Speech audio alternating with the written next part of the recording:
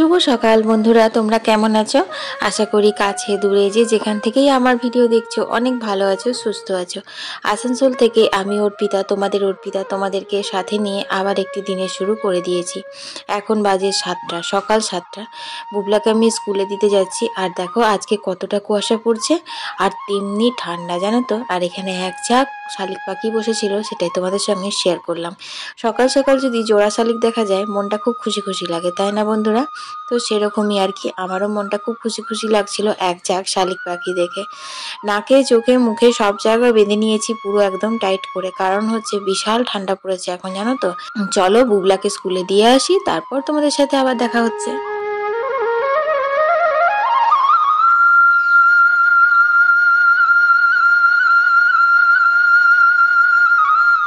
তো বন্ধুরা দেখো, এই সুন্দর দৃশ্য দেখতে দেখতে সকালবেলায় বেশ ভালোই লাগে স্কুলে যেতে। আমার নিজের স্কুলের কথা মনে পড়ে যায়। যখন আমরা ছোট ছিলাম আমরা তো আর স্কুটিতে করে বা যেতাম না বা সাইকেলে করেও যেতাম না, আমরা কিন্তু দল বেঁধে সবাই হেঁটে হেঁটে স্কুলে যেতাম। তো তোমরা কে কে হেঁটে হেঁটে স্কুলে যেতে একটু কমেন্টে জানিও।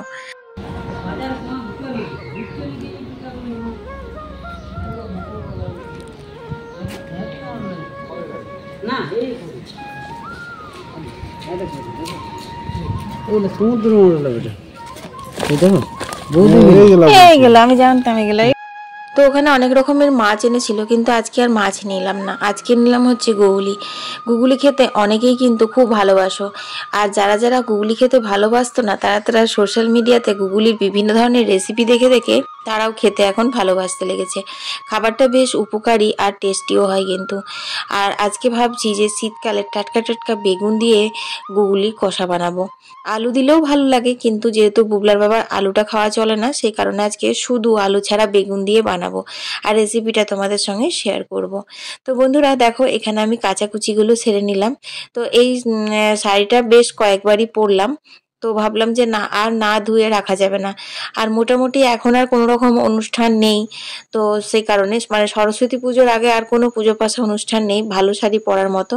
তো একবার জলে ধুয়ে আর মেলে দিলেই বেশ ভালো থাকবে। সার্ফ দিয়ে ধুইনি, জলেই ধুয়েছি।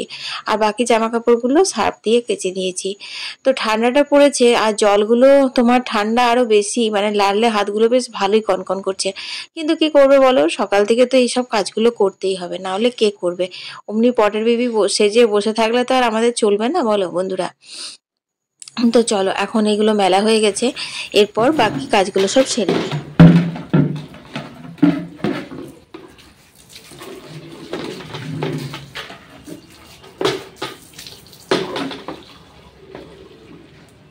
ঘরের সমস্ত কাজ হয়ে গেছে আর রান্নাও বসিয়ে দিয়েছি। আজকে মটরশুঁটি দিয়ে বাঁধাকপি নিরামিষ করে তরকারি করব। এখন তো এবার নতুন বাঁধাকপি উঠে গেছে, সুতরাং বাঁধাকপি কিন্তু খুব সুন্দর সেদ্ধ হয় আর খেতেও বেশ ভালো লাগে। তারপর যদি 2-4টে মটরশুঁটি পড়ে তাহলে তো আর বলারই নেই। তো বন্ধুরা চলো তোমাদের কয়েকটা সুন্দর কমেন্টের উত্তর দিয়ে দিই। টিয়া লিখেছে যে দিদি ভাই, তুমি আসার সময়তে বাপের বাড়ি থেকে তোমার মাকে দেখালে না, রাইমাকে দেখালে না কেন? আসলে কি বলতো, আমার না ভীষণ মন খারাপ করে যখন আমি বাবার বাড়ি থেকে আসি। তো সে কারণে তখন আর ভিডিও করতে ইচ্ছে করে না। আর কি বলবো, মানে সবারই মনটা খারাপ থাকে, তো সেই জন্য ভিডিও করিনি। আর এবারে যখন আসছিলাম তখন রাইমা ঘুমোচ্ছিল, আমরা একটু তাড়াতাড়ি বেরিয়ে গেছিলাম যাতে ও না ওঠে। কারণ গতবার যখন পুজোর সময় এসেছিলাম তোমরা দেখেছিলে রাইমা অনেক কান্নাকাটি করছিল। যদিও তোমাদের সঙ্গে সবটা শেয়ার করিনি, আমি অল্প স্বল্পই শেয়ার করি। তো মোবাইল অফ করার পর, মানে ক্যামেরা অফ করার পরও কিন্তু অনেক ঝামেলা পোহাতে হয়, ও খুব কান্নাকাটি করে। আর মাকে কি দেখাবো, আমার তো এমনিই মন খারাপ লাগে ওখান থেকে আসার সময়। এর পরের কমেন্টটি হচ্ছে মাই ডোলা বিশ্বাস। তো মাই ডোলা বিশ্বাস অনেকবার লিখছে কমেন্টে যে দিদি ভাই আমার পাশে থেকো, আমার পরিবারে এসো, আমি তোমার পরিবারে আছি। তো তোমার যখন একটা চ্যানেল আছে ইউটিউবে, তখন তুমি এই ধরনের কমেন্ট কেন করছো? কারণ এর আগে প্রচুর ব্লগাররা এরকম ভিডিও বানিয়েছে যে এই ধরনের কমেন্ট করলে পরে তোমার নিজের চ্যানেলের ক্ষতি হবে। আর আমি যদি তোমার চ্যানেলে মানে তোমার কমেন্টের রিপ্লাই করি তাহলে কিন্তু আমার চ্যানেলেরও ক্ষতি হবে। তুমি অনেকবার কমেন্ট করেছো, তুমি যদি আমার সাথে যুক্ত থাকো, তুমি যদি আমার ভিডিও দেখে ভিডিও রিলেটেড কমেন্ট করো, আমি অবশ্যই কিন্তু তোমার ভিডিওতে পৌঁছে যাব। কারণ আমরা প্রত্যেকেই বলে থাকি যে ভিডিওতে এই যে ইউটিউবে বলো বা ফেসবুকে বলো সবাই সবার পাশে থাকবো। সুতরাং একটু বিশ্বাস রেখে ধৈর্য ধরে বন্ধু হয়ে পাশে থেকো। ধন্যবাদ দোলা বিশ্বাস, তোমাকে অনেক অনেক। তো এর পরের কমেন্টটি হচ্ছে রামপুরহাট থেকে নূপুর রয় লিখেছে, পনকা শাকের পোস্তটা দিদিভাই একবার রেসিপিটা দেখিও। হ্যাঁ, নিশ্চয়ই দেখাবো। পনকা শাক পোস্তর রেসিপিটা আমি তোমাদের সঙ্গে অবশ্যই একবার শেয়ার করব, কারণ এই শীত এসে গেছে তো এরপর তো আমার পনকা শাক পোস্ত হতেই থাকবে। তাছাড়া আরেকটি কমেন্ট করেছে নূপুর রয়, এবার ভিডিওতে তোমার বৌদিকে দেখলাম না কেন? আসলে আমার মেনশন করা উচিত ছিল ভিডিওগুলোতে যে আমার বৌদি নেই, বাড়ি নেই, মানে বাবার বাড়িতে আছে। আর রাইমা যেহেতু বড় হয়েছে, ওর স্কুল আছে, টিউশন আছে, সেই কারণে রাইমার তো আর অতদিন থাকা সম্ভব নয়। তাছাড়া ও থাকতেও চায় না, মানে ও আমার কাছে হয়তো থেকে যাবে বা বাড়িতে থেকে যাবে, কিন্তু মামা বাড়ি বা অন্যত্র কোথাও গিয়ে ও বেশি দিন থাকতে পারে না। তো সে কারণে ও চলে এসেছে। যাই হোক নূপুর রয়, তোমাকে অনেক অনেক ধন্যবাদ এত নিখুঁত ভাবে আমার ভিডিও দেখা আর এত সুন্দর একটা কমেন্ট করার জন্য। অনেক ভালোবাসা অর্পিতার তরফ থেকে। তো বন্ধুরা, এই জন্যই মনে হয় জানো তো যে আমি এখনো পর্যন্ত প্রফেশনাল ব্লগার হয়ে উঠতে পারলাম না। কারণ যত বড় বড় ব্লগাররা আছে যারা ভিডিও দেয়, তাদের প্রত্যেকের ভিডিও জানো তো ভাইরাল হয় কোনো একটা টার্নিং পয়েন্টে। সেটা কোনো ফ্যামিলি ঝামেলা ঝঞ্ঝাট সোশ্যাল মিডিয়াতে ছেড়ে দেওয়ার জন্য, মানে পোস্ট করে দেওয়ার জন্য হোক, বা কোনো অসুস্থতা বা কোনো দুর্ঘটনা বা ভালো কিছু, মানে বিশাল ভালো কিছু, এই ধরনের কিছু না হলে পরে কিন্তু সোশ্যাল মিডিয়ায় ভিডিও ভাইরাল হয় না। আর আমার জীবনেও এরকম প্রচুর ঘটনা ঘটে, কিন্তু ওই যে বললাম যে সবসময় সোশ্যাল মিডিয়ার কাছে শেয়ার করতে পারি না, কারণ নিজের মান সম্মান, পরিবারের মান সম্মান, আত্মীয় স্বজনদের মান সম্মান সমস্ত কিছু চিন্তা করে আমাকে ভিডিও বানাতে হয়। তাছাড়া কোনো কোনো ক্ষেত্রে আমার নিজের মাথাতেও থাকে না ক্যামেরা বন্দি করার। এরকম অনেক ঘটনা থাকে জানো তো, যেগুলো আমাদের জীবনে ঘটে, কিন্তু সেই মুহূর্তে আমার আর সেটা ক্যামেরা বন্দি করতে মনে থাকে না। এই তো সেদিনই, মানে কি বলবো তোমাদেরকে, অন্যান্য যদি প্রফেশনাল ব্লগার হতো তাহলে হয়তো মানে ভিডিও দিয়েই দিত। জাস্ট পরশু দিনকার কথা বলছি, পরশু না, এই কালকের কথাই বলছি। একটা বিড়াল বাচ্চা আমাদের পায়খানার মানে বেসিনের মধ্যে ঢুকে গেছিল, পুরোটাই ঢুকে গেছিল। তো সেই মুহূর্তে ওই পজিশনে ওই বাচ্চাটাকে দেখে আমি এতটা নার্ভাস হয়ে গেছিলাম। আমাদের কাজের বউ তখন ছিল, ও তো আজকে সকালে এসে বিশাল হাসাহাসি করছিল, বলছে যে কাকিমা তুমি কেমন করছিলে, কত লাফাচ্ছিলে, কাঁদছিলে, তোমাকে দেখে আমারই ভয় লাগছিল। তো আমি এতটা নার্ভাস হয়ে গেছিলাম যে চোখের সামনে একটা বাচ্চা ওরকম ভাবে বেসিনে ঢুকে আছে, আর ওর মানে শুধু মুখটা বেরিয়েছিল, হাত দিয়ে বের করতে যাচ্ছি তখন একদম পুরো খড়িসাপের মতন ফুপলাচ্ছে, বুঝলে। এবার ওটাও ভয় লাগছে নিয়ে, ভাগ্যিস ভগবান সেই সময়তে তোমার ওই যে ময়লা নিতে আসে না ডাস্টবিনওয়ালা, ও ছিল, ওর মায়ের সাথে বসে বসে গল্প করছিল দুয়ারে। আমি মাকেই ডাকতে গেছিলাম, কারণ মায়ের ভীষণ সাহস। আমাদের বাড়িতে যদি সাপ টাপ বিছে টিছে বেরোয়, টিকটিকি মিকটিকি ঘরে ঢোকে, তো মাই বের করে চিমটে ফিমটে দিয়ে। আমি পারি না, আমার ভীষণ ভয় করে। তো সেখানে মাকে ডাকতে গিয়ে ওকে দেখলাম, তারপর ওকে ডাকলাম, ও এসে অনেক চেষ্টা করে কিন্তু বিড়াল বাচ্চাটাকে উদ্ধার করলো, যদি মানে মরেনি, বেঁচে আছে।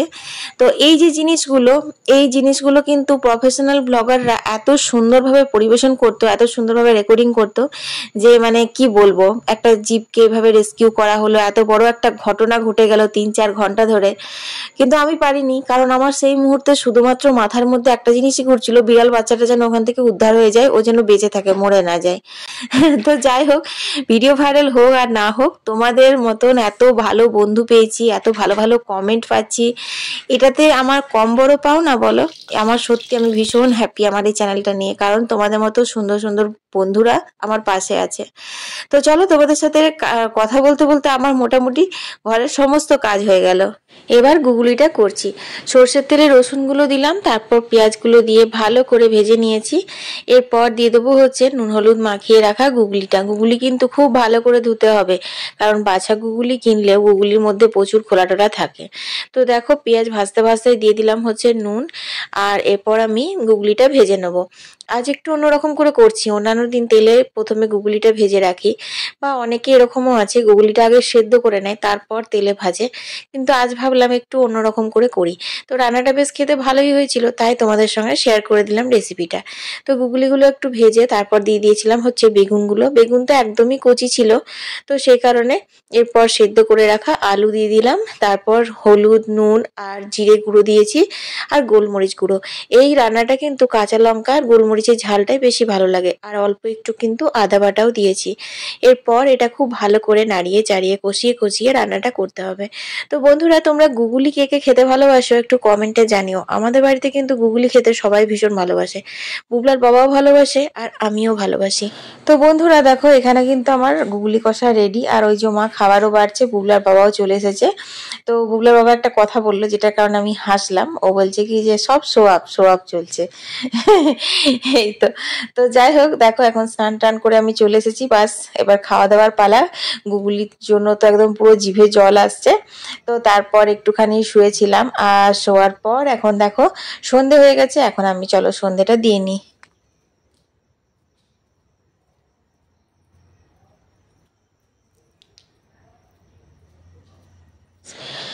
তো বন্ধুরা চলো এখন ঘরে সন্ধে দেবো, তারপর মন্দিরে সন্ধে দেবো, তারপর আবার রাত্রের জন্য খাবারও করতে হবে। কারণ আজকে তো রাত্রে তরকারিটা করে রাখিনি, অন্যান্য দিন রাত্রে তরকারিটা করে রাখি, তো আমার অনেকটা সুবিধে হয়। আর আজকে রাত্রে তরকারি করিনি, সে কারণে আজকে রুটি তরকারি ছানা তিনটেই করতে হবে। আর সাথে করে আজকে দুপুরবেলা যেন একটু ঘুমোইও নি। আর দুপুরে মোবাইল দেখলাম, মানে মোবাইলের নেশাটা তো বাজে হয়ে গেছে। কালকে দেখেছিলাম, সেই কারণে আজকেও দেখতে মনে হচ্ছে। আর চোখগুলো জ্বালা জ্বালা করছে। দুপুরে যদি আধ ঘন্টাও চোখটা লাগানো হয় না, তো অনেক ঠান্ডা হয়ে যায় শরীরটা, মনে হয় যেন। তো যাই হোক, এসব কথা আর কি বলবো। তো চলো আজকের ভিডিওটা আর বাড়াবো না, আজকের ভিডিওটা এখানেই শেষ করে দিচ্ছি। সবাই ভালো থেকো, সুস্থ থেকো। কাল আবার একটা নতুন ভিডিও নিয়ে হাজির হয়ে যাব। আমি অর্পিতা, তোমাদের অর্পিতা। টাটা।